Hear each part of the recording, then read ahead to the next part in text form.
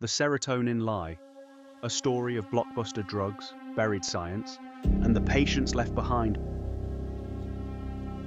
Part 1. The Promise, a pill that could fix your soul. The year is 1987. Ronald Reagan is in the White House, Wall Street is booming, and a small pharmaceutical company called Eli Lilly is about to change the world, or so they said. We're going to change the world! The drug was fluoxetine, you know it as Prozac. And when it hit pharmacy shelves that January, it didn't just launch a medication, it launched a mythology.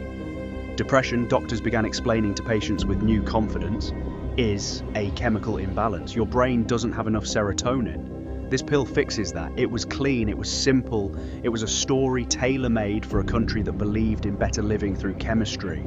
It was also, at its core, not proven. But that story, like the serotonin hypothesis, would go on to generate hundreds of billions of dollars, get prescribed to hundreds of millions of people, and become so embedded in medical culture that questioning it felt like questioning gravity. Here's what they didn't tell you at that first appointment. Part 2. The science that never quite arrived. The serotonin hypothesis, the idea that depression is caused by low serotonin levels in the brain, was not a discovery. It was a theory, a hypothesis floated in the 1960s. I think depression is caused by low serotonin levels in the brain. Never conclusively proven, and by the 1990s was already being quietly doubted inside the research community. Think about that. The entire justification for the most prescribed class of psychiatric drugs in human history was built on a mechanism that scientists themselves were uncertain about. In 2022, a bombshell paper in the journal Molecular Psychiatry by Dr. Joanna Moncrieff and colleagues at University College London conducted a comprehensive review of the evidence for the serotonin theory of depression. Their conclusion was stark. There is no consistent evidence that depression is caused by low serotonin levels or reduced serotonin activity. The psychiatric establishment erupted. Critics called it irresponsible. But Moncrieff's team wasn't fringe. They were credentialed academics publishing in a peer-reviewed journal, and their methodology held up to scrutiny. Meanwhile, there was a second problem brewing, one even more uncomfortable. We've done it! A pill that treats depression? Does it really work? Do the drugs even work? Part 3. The man who read the fine print. Irving Kirsch was a Harvard psychologist who, in the late 1990s, started doing something pharmaceutical companies had never anticipated. He started reading the unpublished trial data. Here's how drug approval works. And this is the part that should make you grip your chair. When a pharmaceutical company runs clinical trials, they don't have to publish every trial. They publish the ones that look good. The ones that don't, they get filed away with the FDA, where nobody looks at them unless someone specifically requests them under the Freedom of Information Act. Kirsch did exactly that.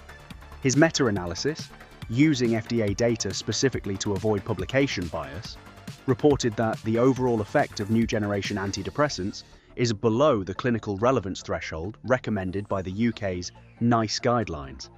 Translation: when you factor in all the trials, not just the flattering ones, antidepressants for mild to moderate depression barely outperformed sugar pills. The backlash was ferocious.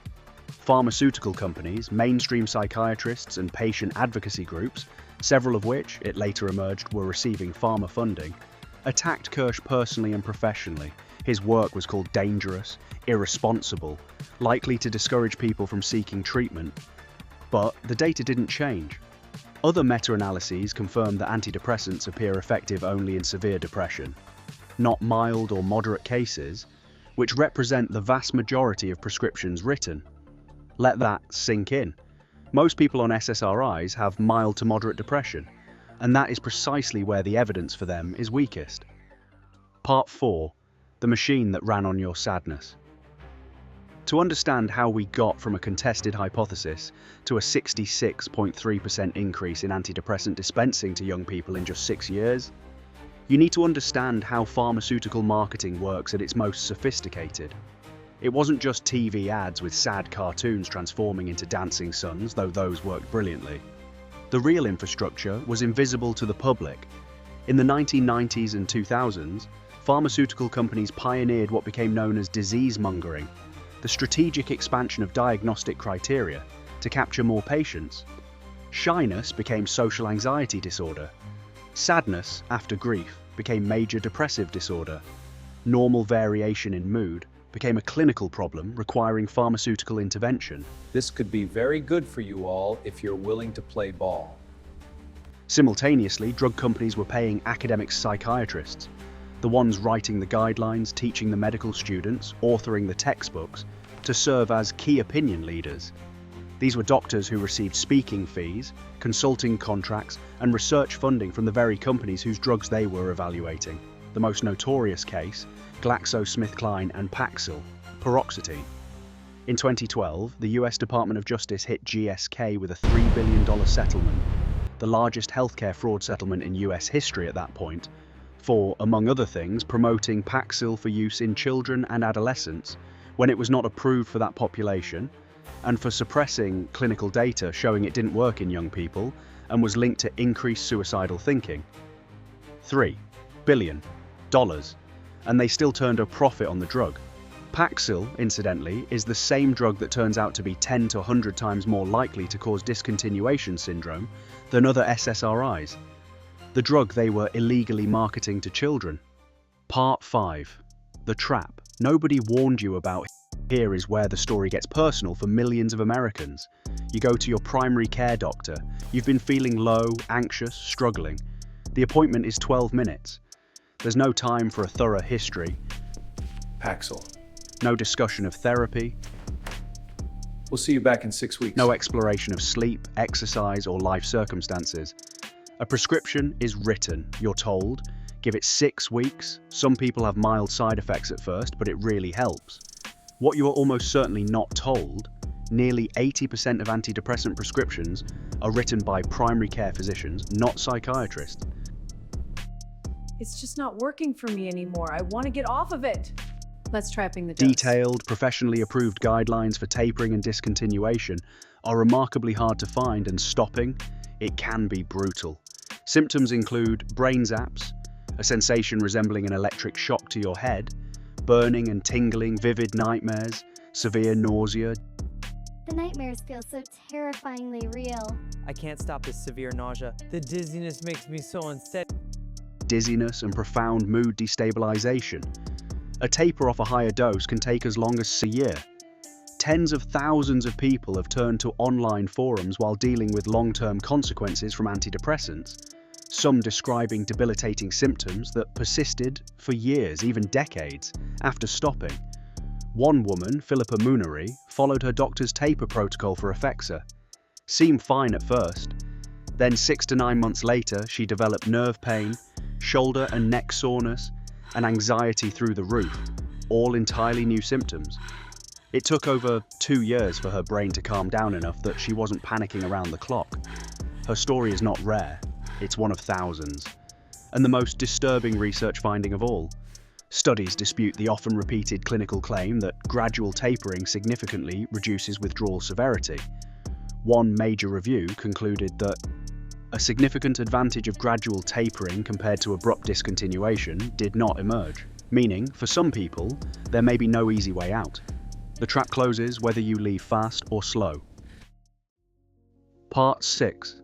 The numbers they don't lead with the marked increase in SSRI prescriptions after 2019 aligns with rising depression among young people throughout the 2010s and 2020s, driven by social media, deteriorating sleep and exercise habits, and the psychosocial weight of the pandemic. But here's the question nobody in the prescribing establishment wants to answer out loud. If SSRIs are so effective, and we've been prescribing them at historically unprecedented rates for 30 years, why is depression getting worse? Even among medicated patients, 47 to 53% relapse within a year, despite staying on medication. Fewer than 20% of people on antidepressants ever undergo psychotherapy, even though it is often critical to actual recovery and preventing recurrence. We built a system that is extraordinarily good at getting people onto these drugs and extraordinarily bad at getting them well. Part 7. What is actually working? This is the part of the story that gives you something to hold on to, because it exists, it's real, and much of it is being deliberately kept on the margins because it doesn't generate the same profit margins as a daily pill. Exercise. The uncomfortable equal. A comprehensive network meta-analysis found exercise to be an effective treatment for depression, with walking, jogging, yoga, and strength training being the most effective forms. The authors concluded these should be considered alongside psychotherapy and medication as core treatments, not lifestyle suggestions. This isn't go for a walk and cheer up. This is peer-reviewed science saying that vigorous, consistent exercise produces outcomes comparable to antidepressants for mild to moderate depression, with zero discontinuation syndrome, zero sexual side effects, and significant physical health benefits on top. The reason it isn't the first-line treatment: you can't patent a run. Ketamine, fast, radical, and nothing like serotonin. Look at this, Prozac. And out it goes. We have better options now. Evolved ketamine works on the brain's glutamate system rather than serotonin, promoting neuroplasticity and delivering relief within hours rather than weeks. Before ketamine, glutamate release is limited. Ketamine blocks the NMDA receptor, triggering a glutamate spike. This leads to the formation and strengthening of synapses. For people who have failed multiple antidepressants, this speed alone is life-changing. A 2024 systematic review and network meta-analysis identified ketamine, esketamine, and psilocybin as preferred treatments for treatment-resistant depression. It's expensive, not widely covered by insurance, and requires clinical supervision. But for the people it works for, many describe it as the first thing that actually reached them. Psilocybin, the drug that rewires the brain. Psilocybin binds to the brain's BDNF receptor, with roughly 1,000 times higher affinity than SSRIs, potentially explaining why it produces rapid and durable effects, sometimes from a single dose. A 2024 meta-analysis in the BMJ found meaningful clinical results. Oregon and Colorado now have legal therapeutic frameworks. Early phase patients describe not just symptom relief, but something harder to quantify, a fundamental shift in how they relate to themselves. Whether that survives the inevitable pharmaceutical industrialization of psilocybin therapy remains to be seen. Therapy, the most evidence-based treatment. We systematically ignore Therapy is the most effective treatment, yet we ignore it. We systematically ignore CBT, EMDR, somatic therapies, IFS. These have decades of research behind them, no withdrawal effects, and address the causes of depression rather than masking the symptoms. They are less profitable than pharmaceuticals, harder to scale, and slower to work, which is precisely why the system has never prioritized them. Epilogue. What the story means here is what 30 years of the SSRI era has actually produced: a generation medicated from adolescence. A primary care system handing out psychiatric drugs in 12-minute appointments. A research literature quietly corrupted by industry funding. Millions of people trapped in a drug they were never properly counseled about stopping. And a mental health crisis that, by every measurable metric, kept getting worse. The drugs aren't all bad. For severe depression, they save lives. For some people with moderate depression, they provide meaningful relief. That is real and it matters. But the gap between what the science actually shows and what your doctor confidently tells you, that gap is enormous. It has been manufactured and it has cost people dearly. The patients gathering in online forums to compare notes on their brain zaps and their 2-year tapers and their nerve pain, they figured it out before the guidelines did. They usually do. The most important sentence in any doctor's office isn't, "This will help you." It's the one they almost never say, "Here is everything we don't know."